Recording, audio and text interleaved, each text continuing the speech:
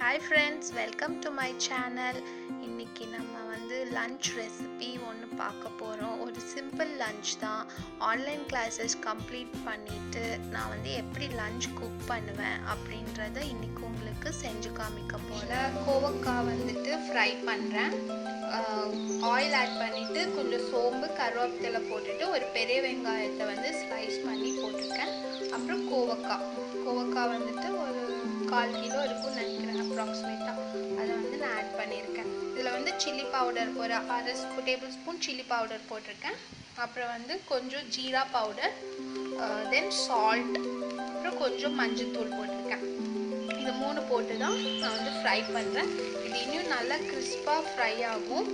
அப்போ தான் இதோட டேஸ்ட் நல்லாயிருக்கும். இப்போ கோவக்காய் ஃபுல்லாக டன் ஆயிடுச்சு.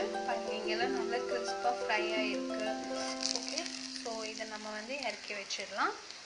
நெக்ஸ்ட் நான் உங்களுக்கு தால் ரெசிபி காமிக்க போகிறேன். தால் எப்படி பண்ணுறது அப்படின்னு சொல்லிட்டு இதில் ஒரு 1/2 தக்காளியும் ஒரு 4-5 சின்ன வெங்காயம், பூண்டு போட்டு ஒரு 4 பச்சை மிளகாய் போட்டு ஒரு 1 டம்ளர் ஆஃப் தாலை வேக வச்சுருக்கேன். ஓகே, இதை எப்படி தாளிக்கணுன்றது காமிக்கிறேன். ஓகே, ஒரு பேன் வச்சு கோகனட் ஆயில் ஊற்றியிருக்கேன். கொஞ்சம் ஜீரா போட்டுக்கலாம், கடுகு,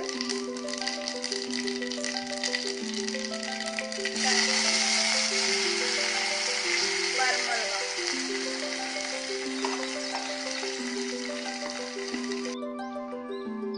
இதில் கொஞ்சம் வாட்டர் ஆட் பண்ணிட்டேன்.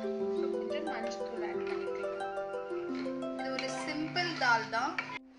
இதில் கோகனட் ஆயில் நீங்கள் இந்த மாதிரி ஆட் பண்ணும்போது உங்களுக்கு இன்னும் நல்ல ஃப்ளேவராக இருக்கும். கொஞ்சம் சால்ட் ஆட் பண்ணிக்கலாம். நல்லா கொதிச்சிருச்சு. கொத்தமல்லி தூள் தூவியாச்சு. ஓகே, நெக்ஸ்ட் இன்ஸ்டண்ட்டாக ரசம் நான் எப்படி வைப்பேன் அப்படின்னா, ஒரு தக்காளி கட் பண்ணி போட்டிருக்கேன். கொஞ்சம் ஜீரகம், ஒரு வரமிளகா, அப்புறம் கொஞ்சம் குருமிளகு, இதை 3யும் போட்டுட்டு ஒரு சின்ன துண்டு இஞ்சி மட்டும் போட்டுக்கலாம். சின்ன துண்டு இஞ்சி கிரைண்ட் பண்ணிக்கலாம். நம்ம ரசம் தாளிச்சிடலாம். கொஞ்சம் எண்ணெய் ஊற்றிட்டு கடுகு, சோம்பு போட்டு தாளிச்சிக்கலாம். நல்லா வாசமாக இருக்கும். வாட்டர் ஆட் பண்ணி டைல்யூட் பண்ணி வச்சுருக்கேன். ஸோ அதையும் நம்ம ஆட் பண்ணிக்கலாம்.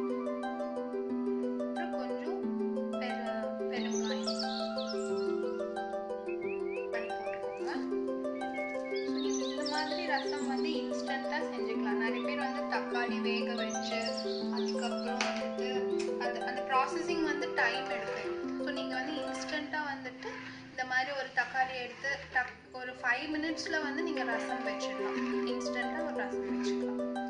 ஓகே, இது கொதிக்கணும். புளி ஆட் பண்ண மாட்டேன். அதுக்கு பதிலாக நான் லெமன் ஆட் பண்ணிக்குவேன். கொஞ்சம் லெமனை லெமன் ரொம்ப உடம்புக்கு நல்லது. அது பித்தம் ஏதாவது இருந்தாலும் அது நமக்கு எடுத்துரும். ஸோ நீங்கள் இந்த மாதிரி பண்ணும்போது அது கொதிக்க வச்சு சாப்பிடும்போது உங்களுக்கு சளி பிடிக்காது. ஓகே, ரசம் குக் ஆயிடுச்சு. நல்லா கொதிச்சு வந்துடுச்சு. நம்ம ஆஃப் பண்ணிடலாம். லன்ச் ரெடி ஆயிடுச்சு. நீங்களும் உங்கள் வீட்டில் ட்ரை பண்ணி பாருங்கள். ரெசிபி எப்படி இருந்துச்சுன்னு சொல்லுங்கள். என் சேனலை லைக் பண்ணுங்கள், ஷேர் பண்ணுங்கள், சப்ஸ்கிரைப் பண்ணுங்கள். See you in next video.